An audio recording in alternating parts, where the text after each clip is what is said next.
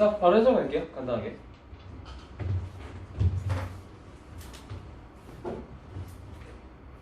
네, 프린트를 바탕으로 들어주시면 돼요. 학교에서 지금 어디 하고 있니? 일단은 끝났고.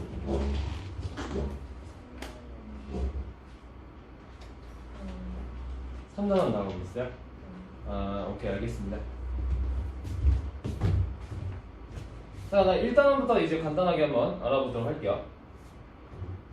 기억나시죠? 내용. 자, 첫 번째 일단 본문은 약간 어떤 내용이냐면 옛사람에게 배우는 독서예요.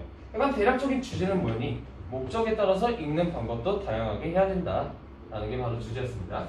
그래서 이 본문들을 약간 간단하게 한번 요약을 하면서 읽어 나가면은 뭐 처음 부분에서는 누구나 삶에서 마음 깊이 간직한 책이 존재한다, 그냥 이렇게 간단하게 나와 있고요. 그리고 그 다음 본문부터가 중요하지. 자, 본문에서 첫 번째 부분에서 이제 뭐에 대해서 얘기를 해주고 있냐면은 책을 읽는 다양한 목적들에 대해서 얘기를 해주고 있어요.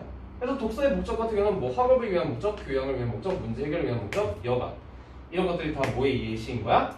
이 다양한 목적들의 예시라고 볼 수 있는 거야. 알겠지? 자, 그 다음 부분에서는 뭐가 나오냐? 바로 책의 가치에 대해서 나옵니다. 책의 가치. 왜 우리가 책을 읽어야 되는가? 책을 읽으면은 못 가본 곳, 못 겪어본 일, 그리고 갈 수 없는 옛날을 간접적으로 경험을 할 수 있다는 장점이 있어요.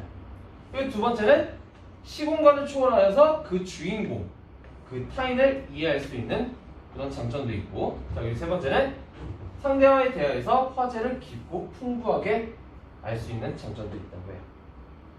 그래서 여기서 제가 조금 디테일하게 하나만 더 말씀을 드리자면, 보통 우리가 읽기, 독서라고 하면은 그냥 뭐 우리가 개인적으로 읽는 행동이라고 약간 이해하기 쉽잖아요. 근데 엄연히 읽기에는 어떤 활동도 포함된다? 책을 읽고 나서 다른 사람들과 그 책에 대해서 대화하는 과정까지가 엄연한 읽기다 라는 것까지 좀 알아주시면 좋겠어요. 아시겠죠? 아마 1학년 때도 한번 했었던 내용일 거예요. 기억나십니까? 어쨌든 알아두세요.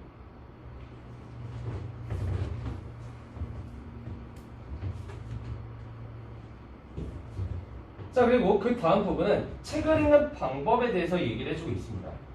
아까도 제가 말씀드렸지만 이 글의 주제는 뭐였어? 목적에 따라서 책을 읽는 방법을 달리하는 것이 중요하다. 그렇다면 책을 읽는 방법에는 어떤 것들이 있느냐? 굉장히 다양한 방법들이 있지만 일단 이 글에서는 어떤 방법들에 대해서 소개를 해주고 있냐면 정독과 다독에 대해서 설명을 해주고 있습니다. 정독은 꼼꼼하게 디테일하게 자세히 읽는 거, 다독은 많이 읽어보는 거. 이게 바로 정독과 다독의 차이. 자, 그래서 옛날 사람들은 어떻게 했대? 꼼꼼하게 읽기 위해 많이 읽었다고 해. 꼼꼼하게 읽기 위해서 많이 읽었다고 합니다. 다 글 속에 있는 내용이에요. 그리고 이 정독과 다독에 관한 재미있는 비유적 표현이 드러나 있는데요. 이거는 보시면 알 거예요. 이런 비유적 표현이 있습니다. 소처럼 여러 차례 되새김질하듯 글을 읽자. 근데 얘는 정독일까 다독일까?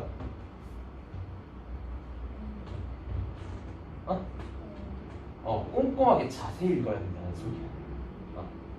꼼꼼하게 자세히 읽어야 된다는 소리, 이 비유적 표현은. 자, 그리고 또 비유적 표현이 이게 있어요.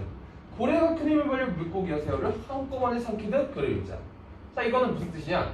다양한 방면에서의 글을 읽자라는 소리야. 알겠지? 이런 비유적 표현을 알 수가 있는 것이다.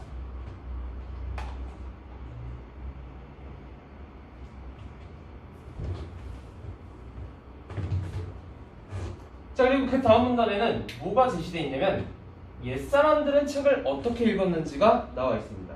한마디로 옛사람들의 책 읽는 방법에 대해서 소개를 해주고 있다는 소리지. 자, 그런데 옛날 사람들은 어떻게 책을 읽었느냐?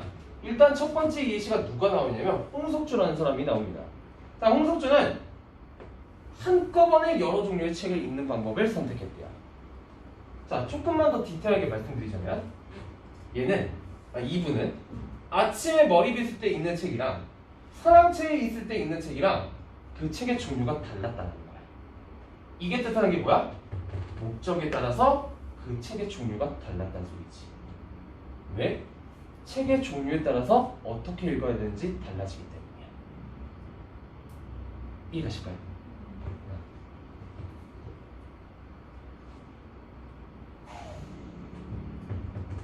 자, 좀만 더 디테일하게 가보자면 그 책의 내용에 대한 본격적인 탐구가 필요할 때 한마디로 약간 조금 어려운 책인가 봐요. 어떤 약간 조금 생각이 많이 필요한 책을 읽을 때는 어떻게 읽었대? 관련 주제의 책을 모아두고 집중적으로 읽었대. 한마디로 책을 하나만 읽은 게 아니야. 그 주제와 관련된 다른 책들도 함께 읽었다는 소리지. 알겠지? 이런 걸 바로 뭐라 그러냐면 아마 학교에서 들어보셨을 거예요. 주제통합적 독서, 상호 텍스트성 읽기라고 합니다. 주제는 똑같은데 약간 내용이나 형식 이런 것들이 서로 다른 책을 같이 보는 걸 바로 주제통합적 독서, 상호 텍스트성 읽기라고 해요. 뒤에 나오죠, 우리. 그죠? 어쨌든 이 홍석주라는 사람은 그렇게 읽었다고 합니다. 자, 그래서 이 사람의 독서에 대한 생각을 정리를 해보자면 책은 틈틈이 읽어야 된다. 왜? 아, 나 나중에 시간 될 때쯤 읽어야지 라고 기다리다가는 결국 못 읽게 된다는 소리죠. 그러니까 틈틈이 책을 읽어야 된다 라고 얘의 생각을 정리해 볼 수 있는 것이다. 정리되실까요? 자, 다음 다음 자, 제가 에어컨 좀 켜볼게요.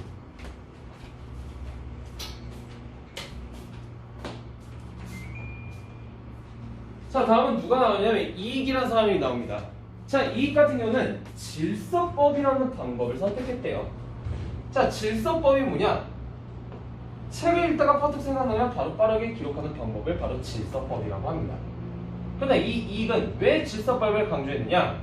그 이유는 기억은 금방 사라지기 때문에. 그리고 이 이익이라는 사람이 질서법을 통해서 읽은 결과 어떤 작품들이 나온 거야? 시경질서, 논어질서와 같은 학문을 다룬 유명한 책들이 생겼다고 합니다. 어쨌든 여기서 중요한 건 뭐야? 질서법이야, 질서법. 알겠지? 이익은 질서법을 선택했다.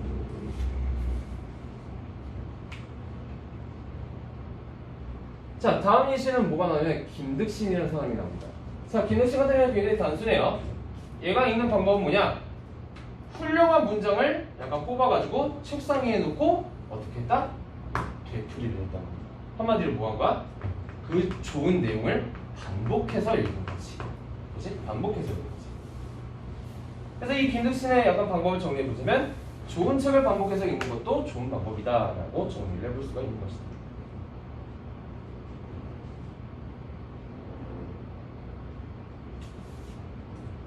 네, 이렇게 다양한 사람들에 대한 예시가 드러나 있었고요. 자, 그리고 마지막 부분에는 어떻게 정리를 해주고 있냐면 이렇게 얘기를 해주고 있습니다. 자, 글의 주제를 한 번 더 얘기하고 있어요. 목적과 필요에 따라서 책을 선택해야 된다. 그리고 효율적인 독서 방법을 익히자. 자, 한마디로 정리를 해보자면 목적에 따라서 읽는 책도 달라야 되고 그리고 그 읽는 책의 종류에 따라서 뭐도 달라져야 된다? 방법도 달라져야 된다. 따라서 자신에게 맞는 책과 자신에게 맞는 방법을 찾아서 익히자라는 게 바로 이 글쓴이의 주장이라고 볼 수 있는 거야. 그리고 꼭 이것도 중요하죠. 수준도 고려를 해야 돼. 아무리 좋은 내용이라고 하더라도 너무 어려우면 그거는 자기한테 안 맞는 책이야. 알겠지? 따라서 자신의 수준도 고려해서 수준에 맞게 좋은 책을 고르는 것도 중요하다. 자, 만약에 그렇게 자기에게 맞지 않는 글을 읽는 것은 곧 뭐와 같다? 자신의 상태에 맞지 않는 약을 먹는 것과 같다. 부작용이 있을 수 있다는 소리지. 그치? 비유적 표현을 쓰고 있는 거야. 그리고 마지막 문장에서는 글쓴이가 생각하는 독서의 의의에 대해서 얘기를 해주고 있어요. 얘가 생각하는 독서의 의의는 뭐냐? 이거예요. 독서는 생각의 균형을 잡아주는 저울이다. 뭐가 나타나는 거야? 독서가 필요한 이유, 즉 독서의 의의가 나타나는 거야. 왜냐하면 생각도 영양분처럼 균형이 필요하기 때문에. 이 균형을 잡아주는 게 무엇이다? 바로 독서다라고 얘기하고 있는 거지.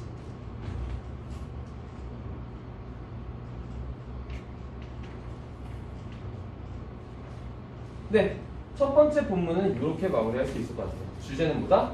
목적에 따라서 자기에게 알맞은 종류의 책, 알맞은 종류의 방법, 그리고 자신에게 맞는 수준의 책을 골라서 읽자라는 게 바로 이 글의 주제입니다. 어렵지 않았을 거예요.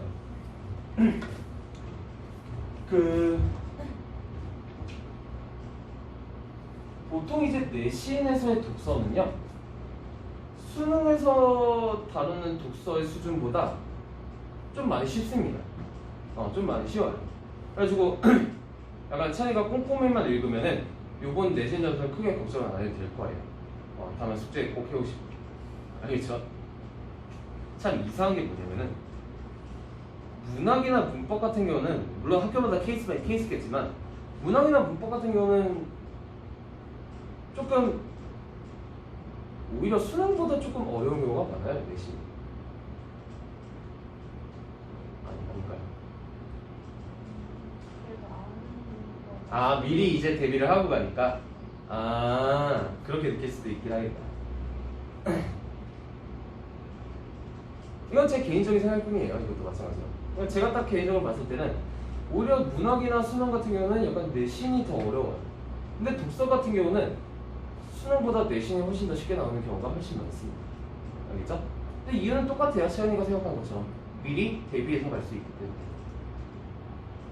네, 그렇게 알아주시면 될 것 같아요. 약간 새로 나온 작품이 나온다고 해서 너무 부담 갖지 않아도 돼요. 왜냐면 제가 아마 채연이 상담할 때 얘기했을 거예요. 새로운 작품을 분석하는 원리만 대략적으로 알면은 쉬울 것이다. 그 원리가 뭐라고 했어요? 뭘 봐라? 보기랑 선택지를 먼저 봐라. 그리고 나서 꾸며주는 말과 서술어를 통해서 작품의 대략적인 분위기를 봐라. 이 정도만 어느 정도 연습이 되면 정말 수능 문학은 문제가 없습니다. 문법도 마찬가지예요.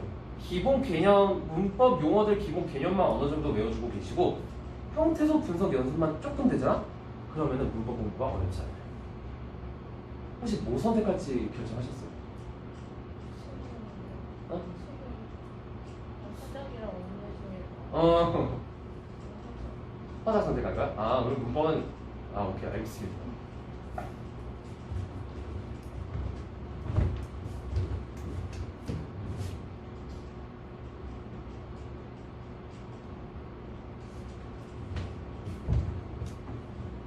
이번 모의고사 점수 꼭 보내주시고.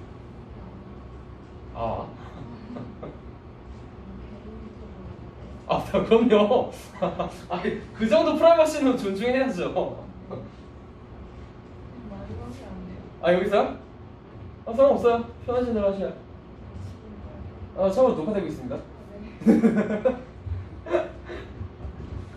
적어봐. 거기다가. 그렇고요? 말할 타이밍을 지금 보고 있는 거야?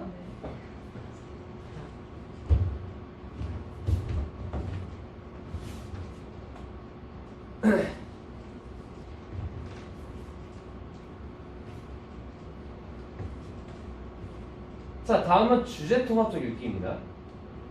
이 주제 통합적 읽기라는 키워드를 주제로 역시 글 본문이 하나 나와있는데 역시 마찬가지로 이걸 한번 분석해보자. 간단하게. 자, 개념을 잘 봐주세요. 주제 통합적 읽기란 뭐냐? 제가 앞서서 간단하게 설명을 드리긴 했는데 하나의 화제나 주제, 쟁점에 대해서 다양한 관점 그리고 다른 형식으로 쓰인 글들을 비판적 통합적으로 읽어야 돼. 알겠지? 그러니까 비판적으로 읽는다는 건 무슨 뜻이야? 그 글의 내용을 무조건 맞아, 얘가 맞아 이렇게 그대로 수용하는 게 아니라 받아들일 건 받아들이고 디스할 건 디스하고 하는 게 바로 비판적인 읽기. 알겠지? 자, 그리고 뒤에가 중요해요. 그렇게 비교하면서 읽는 것에 끝나는 게 아니라 새로운 주제를 자기가 직접 도출해보거나 자기가 의미를 재구성하는 과정까지가 엄연히 주제 통합적 읽기야. 알겠지? 뒤에 것까지가 엄연한 과정이라는 거 꼭 기억해 주시고요. 자, 그리고 그 다음에는 그렇다면 우리가 왜 주제통합적 읽기를 해야 되는가에 대해서 설명을 해주고 있어요. 자, 첫 번째 주제통합적 읽기를 하면은요 당연한 얘기죠. 이건 주제에 대한 심층적 이해가 가능합니다. 더 깊게 가능한 문제. 그리고 세계에 대한 넓은 반복의 형성이 됩니다. 쉽죠? 그렇죠? 자, 두 번째 필요성. 이거는 여기 나왔던 주제통합적 읽기 개념과 관련돼 있어요. 정보를 통합해서 자기가 직접 그 내용을 재구성하는 능력이 형성이 된다. 그리고 두 번째, 아무래도 비판적으로 읽는 과정이다 보니까 비판적으로 읽는 능력이 형성된다는 소리지. 그리고 세 번째, 약간 이거랑 비슷해요. 창의적인 의미 재구성 능력이 형성이 됩니다. 이렇게 크게 세 가지 장점이 있는 걸 알 수가 있습니다. 자, 이거 세 번째 필요성. 이것도 겁나 쉬워요. 특정 분야에 편중되지 않는 균형 잡힌 시각을 가진 지식인으로 성장한다. 외계인이 다양한 관점과 다양한 형식을 그리고 있잖아요. 이 관점이란 키워드 같은 경우는 크게 쉽게 이렇게 구분해 주시는데요. 이 관점이란 키워드는 크게 적을 것도 없어. 긍정적인 관점과 부정적인 관점. 물론 다양한 관점이 있기도 하겠지만 일단은 크게 긍정적인 관점과 부정적인 관점으로 나눌 수 있어요.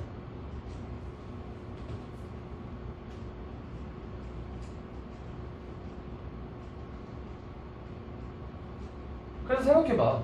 어떤 주제에 관해서 긍정적인 관점의 글을 읽는 것뿐만 아니라 부정적인 관점의 글까지 읽는다면 당연히 뭐가 형성이 되겠니? 어느 쪽으로 치우치지 않는 균형 잡힌 시각이 당연히 형성이 되겠죠. 주제통합적 읽기를 하면. 그죠? 너무나도 당연한 얘기입니다. 네, 그렇게 필요성에 대해서 알아봤고요.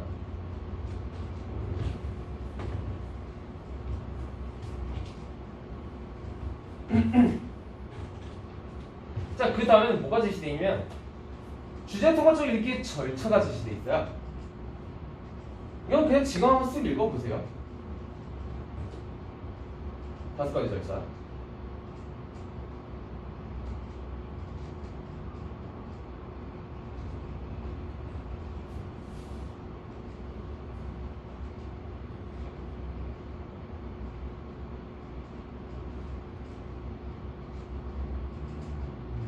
읽어보셨습니까?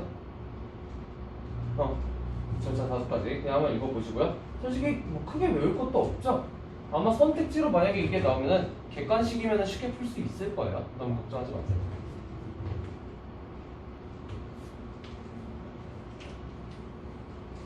당연히 이제 독서 문제에서 이런 내용일치가 물어보는 문제가 나올 수도 있고요. 그리고 이런 뭐 예시 아니면 비유법, 정의, 비교대조 이런 표현 기법에 관한 문제가 나올 수도 있습니다. 아시겠죠?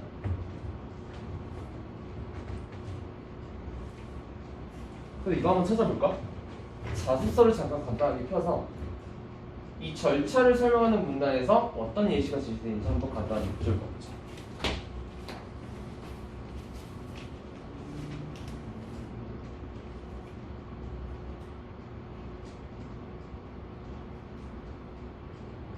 왜 국물이 없지?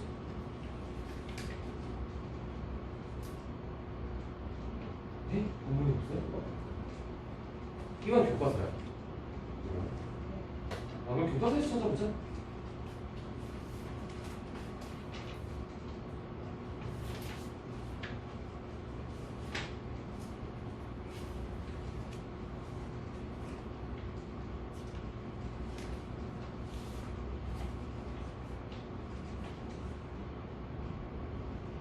여기 있네요. 여기 부분. 어떤 예시가 돼 있어요?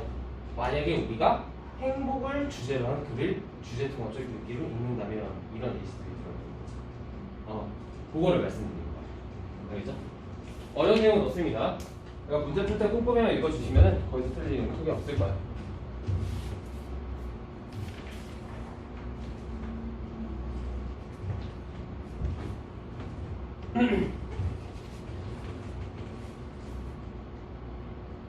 자, 다음은 마지막이죠. 주제통합적 읽기를 우리가 왜 해야 되는가, 그 이유에 대해서 설명해주고 있는데 굉장히 단순합니다. 오늘날에는 4차 산업혁명이라고 하죠. 즉 정보가 넘치는 정보화 시대에 살고 있단 말이야 우리는. 자 근데 문제가 뭐야? 오늘날 정보화 시대의 문제점이 정보가 많은 건 장점이긴 하지만 그 와중에 어떤 정보들이 있다? 정말 쓸데없고 그리고 진실되지도 않고 그리고 지나치게 폭력적이거나 지나치게 선정적인 정보들이 너무 많아요. 그렇죠? 그런 정보들이 넘치는 사회에서 우리에게 필요한 태도는 뭐다? 나에게 필요한 정보를 정확하게 선별하고 통합하고 생각해보는 능력이 필요해요. 그러기 위해서는 뭐가 필요하다? 주제통합적 독서가 필요하다. 알겠죠? 한마디로 쓸데없는 정보들 잘 걸러내자는 소리야. 그 방법 중 하나가 주제통합적 독서라는 거지. 알겠죠? 그래서 약간 조금 다시 한번 강조드리자면 주제통합적 독서라는 거는 서로 같은 주제를 다룬 서로 다른 글들이 읽는 것에 끝나는 게 아니라 그 글들을 종합적으로 그리고 비판적으로 읽어야 되고 그리고 읽은 후에는 자신만의 주제를 새롭게 도출하거나 아니면 의미를 통합해서 다시 의미를 만들어 나가는 과정까지가 엄연한 주제통합적 읽기다. 이 개념만 딱 디테일하게 알아주면은 좋을 것 같아요. 아시겠죠?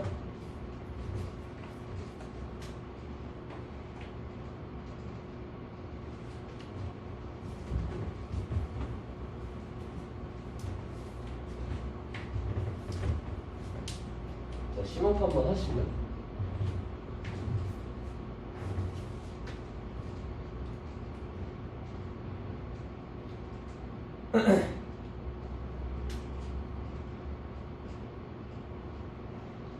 자, 그다음 우리가 직접 이제 주제통합적 읽기를 해볼 건데 뭐 아시겠지만 주제가 뭐냐면은 여기서 어떤 주제를 다룰 거냐면 바로 소비라는 주제를 다룰 거예요. 소비라는 주제에 대해서 우리는 세 가지 글을 주제통합적으로 읽어볼 겁니다. 내용 기억나시죠? 자, 그다음 첫 번째 우리가 읽어볼 거는 어떤 글이냐면 바로 시장과 우물이라는 글인데 이 글이 나타내고자 하는 주제는 뭐냐? 소비를 통해서 시장을 활성화하자라는 게 바로 이 글의 주제였죠. 작가는 누구였어요? 기억나요? 제가 말씀드릴게요. 자, 이 작가는 박재가라는 사람이에요. 박재가 사회 시간에 들어봤죠? 박지현, 박재가. 박지현, 박재가 약간 같은 파예요. 박지현은 어떤 걸로 유명하니? 모른다고 말씀하셨는데.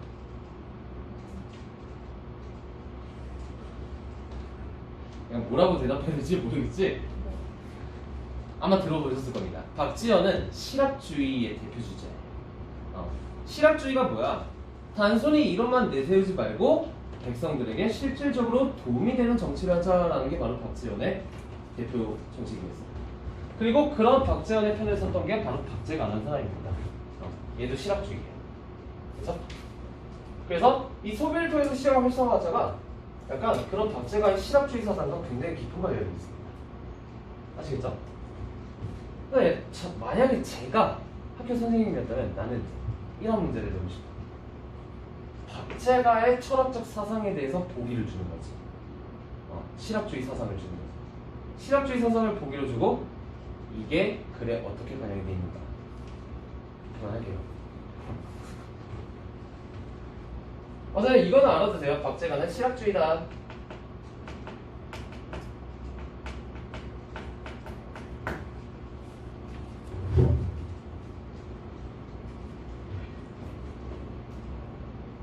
자, 그다음 글을 한번 분석해 보도록 하겠습니다. 자, 서론 부분에서는 중국의 모습이 제시가 됩니다.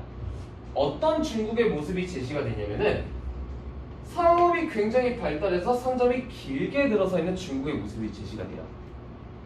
자, 참고로 스포부터 말씀드리자면 박재가는 이러한 중국의 모습을 좋게 보고 있습니다.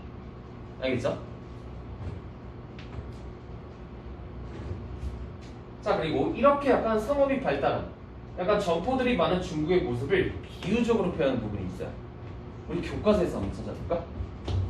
중국의 모습을 비유적으로 표현하는 부분. 첫 번째 부분일 거예요.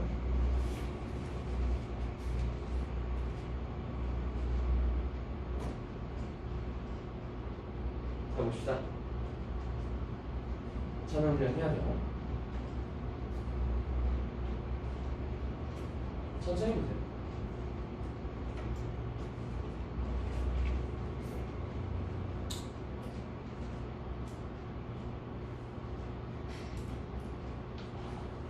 밑줄 한번 그어보세요. 찾았어.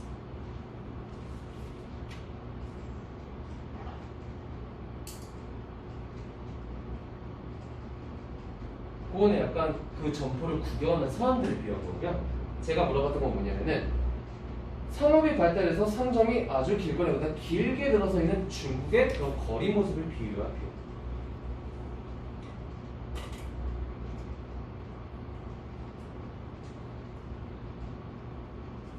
어딜까요?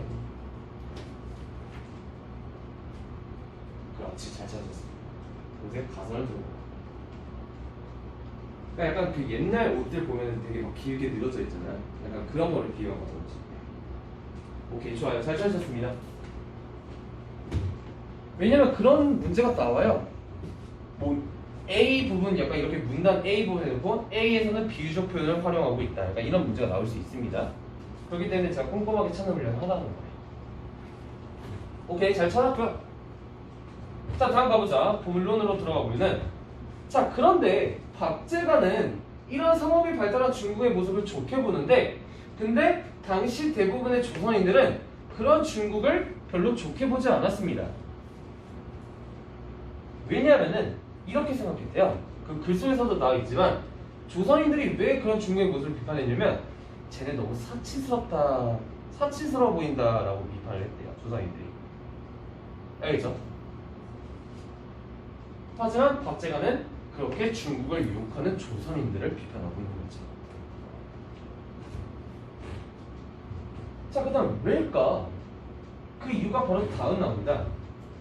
다음에는 이제 박제가의 관점이 드러나 있는데요.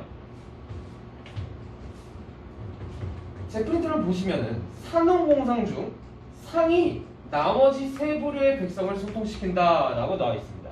자, 그럼 여기서 퀴즈 한번 갈게요. 여기서 말하는 나머지 세 부류의 백성은 뭘 뜻하는 걸까?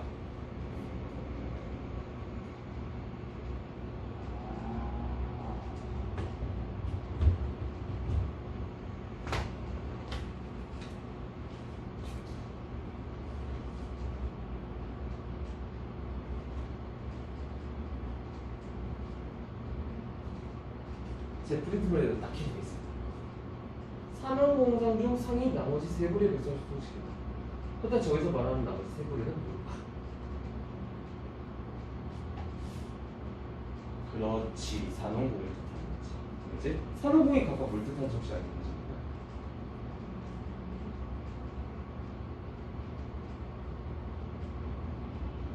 뭔가 말해도 돼요? 저 그런 거 지금 안 돼요. 되게 단순해요. 이 용어 자체는 많이 들어봤지, 산업공사. 그치? 자, 여기서 말하는 사가 뭐냐면은 솔직히 이거 한 번만 들으면 필기 안 해도 딱 이해가 갈 거야. 여기서 말하는 사는 선비사자를 뜻해요. 한마디로 양반들을 뜻합니다. 선비사, 공부하는 사람들. 학문, 공부를 뜻해요. 이 사는. 농은 뭐겠니? 그렇다면 농업을 뜻하는 거죠. 공은 뭐냐면은 뭘 뚝딱뚝딱 만드는 기술을 뜻하는 게 바로 공이야. 상은 뭐냐면은 네 번째 상은 뭐냐면 상업, 장사꾼을 뜻합니다. 알겠지? 자, 여기 재밌는 게 뭐냐면 이게 순서도 중요하다. 산업공상 순서. 이게 왜 이런 용어가 산업공상 순서로 이렇게 용어가 만들어졌냐면 당시 사람들은, 당시 양반들, 조선인들은 어떻게 했냐면 공부하는 것을 가장 짱으로 여겼고요. 그렇다면 뭘 가장 천하게 여긴 것 같니? 장사하는 걸 가장 천하게 여겼습니다. 그게 당시 일반 조선인들의 생각이었어요. 특히 양반들이. 알겠지? 그런데 그렇다면 박제가는 그런 양반들과 같은 관점일까 다른 관점일까?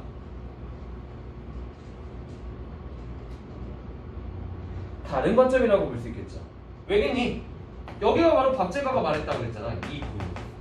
박제가는 뭐라고 말했다? 산업공상 중 상업, 장사가 나머지 세 부류의 백성을 손톱시킵니다. 한마디로 이 장사가 있어야 요 공부하는 놈들, 농사 짓는 놈들, 기술하는 놈들이 산다라고 얘기를 했던 거야. 알겠죠? 따라서 당시 양반들과는 다른 관점을 가지고 있었다고 볼 수 있는 거지. 그게 바로 박제가의 실학주의 사상과 깊게 연관이 되어 있는 겁니다. 아시겠죠? 그렇게 알아볼 수 있겠고요. 자, 세 번째죠.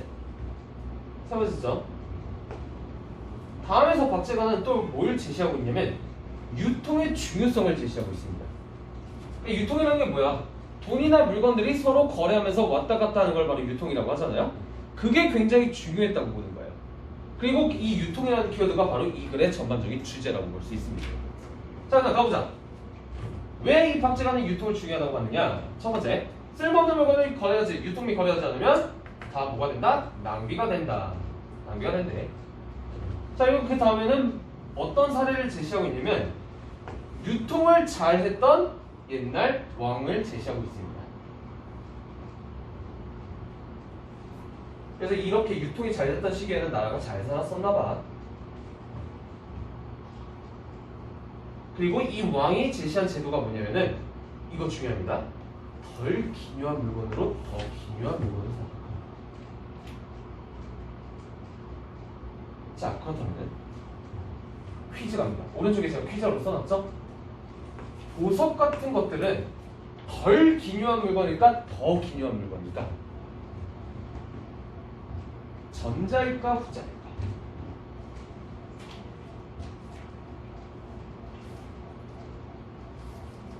자, 힌트를 조금 드릴게요. 박제가, 이 작가의, 이 글쓴이인 박제가 같은 경우는 실학주의라고 했어요. 실학주의가 뭐다? 백성들의 실생활에 중요한 것들을 위주로 하자. 그렇다면 그런 박제가의 관점에서 봤을 때 보석은 백성들의 실생활에 있어서 중요했을까? 중요하지 않았을까? 그렇지. 그렇다면 또 질문을 갈게요. 백성들에게 당시 가장 중요했던 건 뭘까요? 곡식, 밥, 쌀, 옷, 실생활과 밀접하게 관련이 되어 있는 것들을 뜻하는 거야. 아시겠죠? 정리되십니까? 덜 기묘한 물건과 더 기묘한 물건. 그렇다면 더 기묘한 물건은 어떤 물건들이야? 아까 말했던 것처럼 백성들의 실생활에 직접적으로 연관이 되어 있는 음식, 옷 이런 것들을 뜻하는 거야. 알겠죠? 그러니까 정리를 해보자면은 이 옛 성어 같은 경우는 어떻게 했다? 보석을 통해서 백성들에게 필요한 밥, 쌀, 옷 이런 것들을 사도록 했다. 이게 잘했다라는 거야, 못했다라는 거야? 잘했다라는 거야. 오케이, 좋아요. 자, 그리고 나서 옛날 성어는 그렇게 이제 유통을 잘했던 반면 오늘날의 양반들은 유통을 안 한다고 합니다. 안 한다고 합니다. 그러면서 중국을 사치했었다고 비판하는 조선인들을 또 비판하고 있는 거예요. 알겠죠? 그래서 박제가는 또 이렇게 조선인들을 비꼬죠. 야, 조선인들아, 너희가 중국을 사치했었다고 욕한다면은 그렇다면 너네는 검소해서 망할 것이다 라고 비꼽니다. 근데 사실 여기서도 약간 조금 헷갈릴 게 뭐냐면은 그렇다면 정말 양반들이 검소하다라는 걸까? 아니에요. 글 속에서 이렇게 나옵니다. 그대로 나와요. 사실 그 양반들은 검소한 것도 아니고 그냥 뭐다? 재물을 쓰는 법, 즉 유통하는 방법, 소비하는 방법을 모르는 바보들일 뿐이다 라고 얘기를 하고 있습니다. 검소해서가 아니라 재물을 쓰는 법, 유통하는 법을 모르는 바보들이다 라고 얘기를 하고 있습니다. 아시겠죠?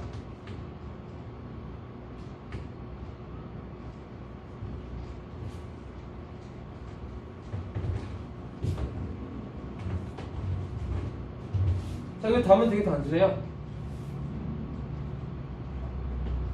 우리 이것도 한번 찾아보자. 다음 교과서에서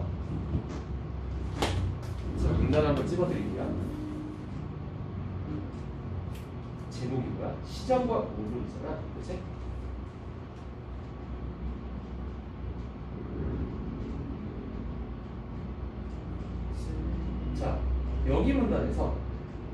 똑같은 질문 할게요. 비유적 표현이 있어야겠다.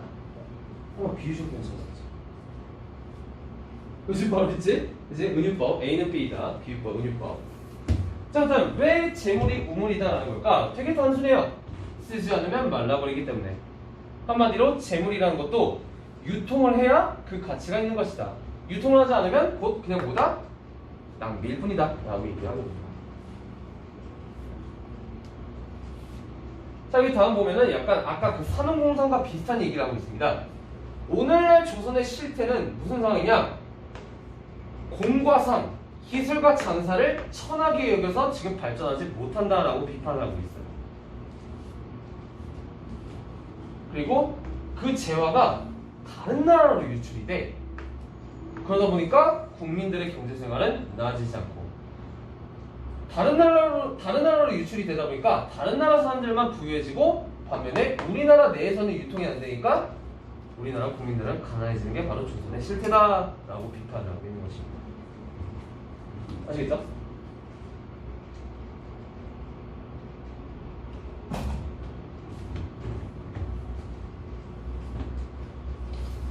자, 그리고 마지막 결론 부분은 굉장히 단순합니다. 조선에도 점포가 있긴 합니다. 조선에도 점포가 있긴 해요. 하지만 중국의 점포와는 비교도 안 되게 너무 부실하다, 없다라고 얘기를 하고 있고요. 반면에 중국의 점포들은 어때? 아까 초반부에서 그랬지? 엄청 길게 늘어져 있다. 너무 그렇게 이제 점포들이 엄청 발달했다 보니까 전 세계 물건들이 들어오고도 남아요. 그만큼 상업이 발달해가지고 잘 산다는 소리지. 그런 중국을 본받자는 게 바로 이 박제가의 주제, 의도입니다. 아시겠죠? 그리고 그런 조선과 중국의 차이가 있었던 이유는 뭐다? 유통력이다. 유통력이다. 그래서 여기서 말하는 유통이라는 건 뭐겠니? 우리가 지금 알아보고 있는 주제통화적 독서의 대표적인 키워드인 소비라고 볼 수 있는 거예요. 아시겠죠? 이렇게 정리해 주시면 돼요.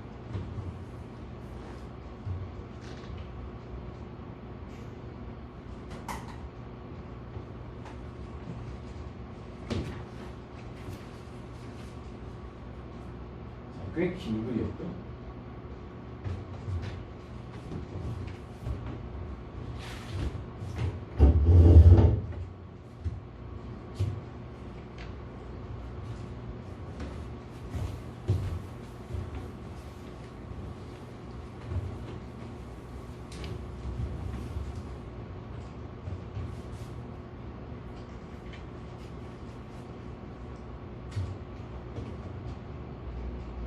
자, 두 번째 글도 마찬가지로 소비에 대해서 다루고 있습니다. 자, 얼마 안 남았어요. 좀만 힘내자. 자, 두 번째 글도 마찬가지로 소비에 대해서 다루고 있는데, 자, 근데 두 번째에서는 어떤 소비에 대해서 다루고 있냐면 바로 윤리적 소비에 대해서 다루고 있어요. 자, 그다음 우리가 여기서 궁금해지는 건 이거죠. 윤리적 소비가 도대체 무엇일까? 그치? 물론 뭐 아시겠지만. 자, 그리고 그 윤리적 소비라는 키워드를 다양한 관점에서 분석을 하고 있습니다. 처음에 생태학적 관점, 두 번째 환경적 관점, 세 번째 경제적 관점에서 이 윤리적 소비라는 키워드를 다루고 있는 거예요. 알겠지? 자, 그리고 교과서를 약간 보시면 아시겠지만 이 두 번째 글 같은 경우는 형식이 뭐예요? 신문이죠.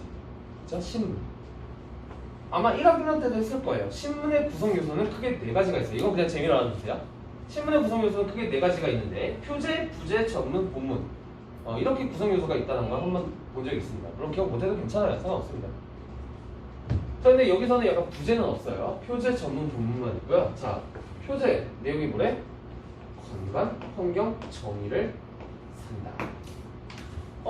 이 제목이 도대체 무슨 뜻일까? 아직은 정확히 모르겠어요. 조금 더 읽어봐야겠지? 자, 그다음 전문을 한번 가보자. 이것도 그냥 재미로 알아주세요. 전문이란 건 뭐냐면은 이 본문 내용을 요약한 거를 바로 전문이라고 합니다. 그냥 알아두세요. 자, 그다음 전문의 내용을 한번 보니까 자, 윤리적 소비란 무엇이래? 소비자의 주체성을 회복하는 운동이에요. 이게 무슨 뜻이냐? 곧 이게 무슨 뜻이냐면 윤리적 소비는 소비자의 권리이자 의무다 라고 얘기를 하고 있어요. 자, 그렇다면 윤리적 소비에 대해서 아직 윤리적 소비가 뭔지는 정확하게 모르겠어요. 근데 문제 나옵니다. 다음 부분에서는 뭐에 대해서 설명해 주고 있냐면 바로 이 똑똑한 소비자에 대해서 얘기를 해주고 있어요. 자, 그래서 똑똑한 소비자는 어떤 소비자냐? 잘 봐주세요. 여기서 이제 개념이 늘어나는 거야. 기업의 그 제품을 만드는 그 기업의 사회적 책임, 윤리, 환경의 건전성을 따지면서 소비하는 게 똑똑한 소비자고, 그렇다면 이게 바로 곧 뭐겠니? 윤리적 소비라고 얘기를 하고 있는 것이다. 자, 독서에서 내가 항상 중요한 게 뭐라고 했어요? 전교 때도 강조했죠? 키워드와 키워드의 관계. 알겠죠? 똑똑한 소비가 곧 윤리적 소비라고 이런 말을 하고 있는 것이다. 자, 여기 다음엔 뭘 말하겠다고 얘기를 해주고 있냐면 윤리적 소비 운동의 원인과 현재 상황에 대해서 말할 것임을 우리에게 제시해주고 있습니다. 아하, 그렇다면은 우리가 여기서 알아야 될 건 뭐야? 윤리적 소비가 왜 일어나는 건지, 또 윤리적 소비의 현재 실태는 어떤지, 이런 것들을 알 수 있겠구나 라는 걸 예측해 볼 수가 있는 거지. 하나 봐보자. 본문.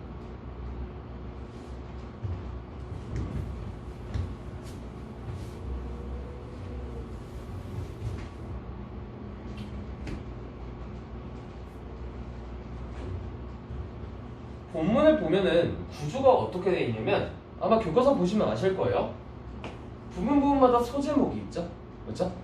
자, 그다음 첫 번째 소제목 같은 경우는 내용이 뭐냐면 윤리적 소비는 참선이다라는 내용이 있어요. 자, 참선이가 뭐래요? 용어 풀이. 약간 좋은 행동이다, 약간 이런 의미로 돼 있죠. 맞니? 맞니?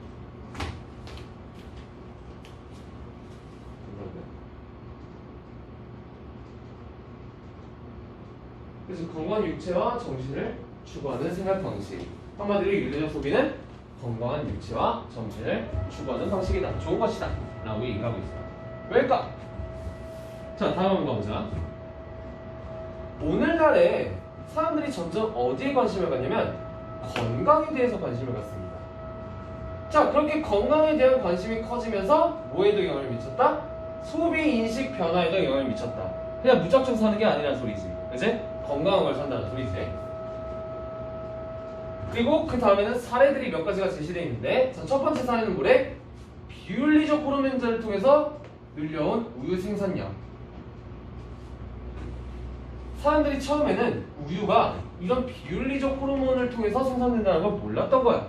하지만 점점 그 정보를 알게 되다 보니까, 그렇다면 이런 우유를 사겠니 안 사겠니? 안 사겠죠. 그렇죠? 왜? 비윤리적 호르몬제를 통해서 생산된 우유를 우리가 먹으면 곧 우리의 건강도 나빠지기 때문이야. 알겠지? 건강에 대한 관심이 높아지면서 이런 소비의 뭐라 해야지? 소비의 실태, 약간 소비의 방법에도 약간 영향을 미치는 거지. 두 번째 사례도 마찬가지입니다. 비위생적 양계환경. 솔직히 더러운 곳에서 자란 치킨을 먹고 싶겠니? 뭐 그 좀 찝찝하겠죠, 그렇죠? 그런 것들이 다 예시라고 볼 수 있는 거야. 어제 치킨 먹었는데 맛있더라고.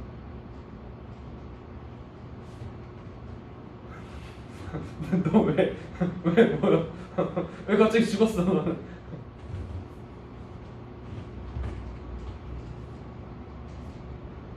자, 그래서 다음이 중요해요. 지금 굉장히 동물들이 행복하지 못한 곳에서 지금 양식이 되고 있는 거잖아, 그렇죠? 그런 행복하지 못한 동물들에게서는 건강한 식품이 나올 수 없다. 그렇기 때문에 사람들이 더 이상은 이제 이런 거를 안 사는 경향이 생겼다는 거지. 그치? 한마디로 뭐라고 있는 거야? 건강과 동물의 권리, 즉 윤리를 연결시키는 거야. 동물들의 권리가 곧 뭐와 직결이 된다? 우리들의 건강과 연결이 된다. 그렇기 때문에 이상한 환경에서 자란 동물들로 만들어진 식품들은 먹지 않는 거지. 아시겠죠? 다시 한번 중요한 거는 요 문장이죠. 건강과 동물 권리 윤리는 연결됩니다. 이렇게 알아주시면 되겠습니다. 오늘은 본문 첫 번째 본문만 하고 마무리를 할게요. 얼마 안 남았습니다. 자, 그리고 그 다음 부분 보면은 전문가의 말을 인용한 부분이 있습니다. 자, 교과서에서 한번 밑줄 그어보세요. 전문가의 말을 인용한 부분.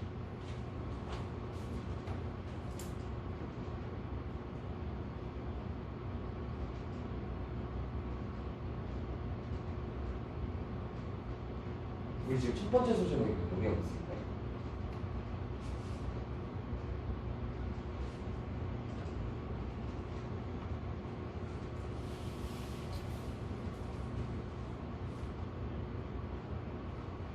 그렇지, 전문가들은 오늘 나와요.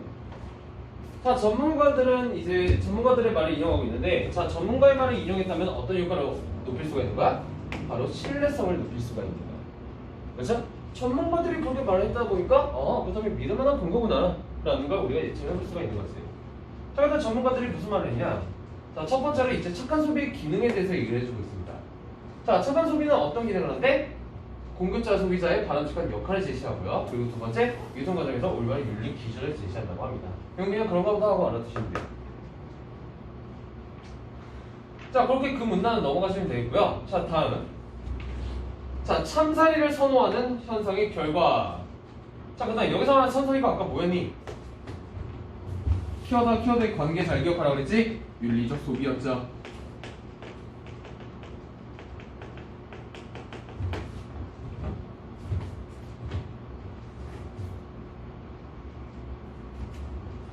자, 그렇다면 윤리적 소비를 함으로써 어떤 결과가 일어났냐? 이런 결과가 있었대요. 친환경 농산물 유통량이 증가했고, 그리고 5호 환경도 보호할 수 있대요. 자, 그리고 세 번째, 건강한 밥상 보급이 가능하대요. 그래서 사회적 지출을 낮추는 계기가 되었다고 합니다. 그러니까 정부에서 사회적으로 지출을 하는, 그러니까 쓸데없이 이제 낭비되는 돈이 낮아졌다는 소리인 거죠. 자, 그리고 네 번째, 생산자, 소비자, 판매자에게 새로운 기회를 제공한다. 그리고 우리 사회를 건강하게 만드는 이런 다양한 효과가 있었다고 합니다. 이게 바로 뭐의 효과? 참선, 즉 윤리적 소비의 효과입니다. 이렇게 정리해 볼 수 있겠습니다. 정리 좀 되실까요? 네. 그럼 오늘 도서 수업은 이렇게 마무리 한번 해볼게요. 나머지는 내일 마저 하면 되니까. 뭐 시간이 좀 애매하게 남긴 했는데 혹시 다들 질문 있으십니까? 질문 있어요? 채연이는? 없어요? 그럼 채연이는 가기 전에 저한테 개인톡 보내세요. 알겠지? 자,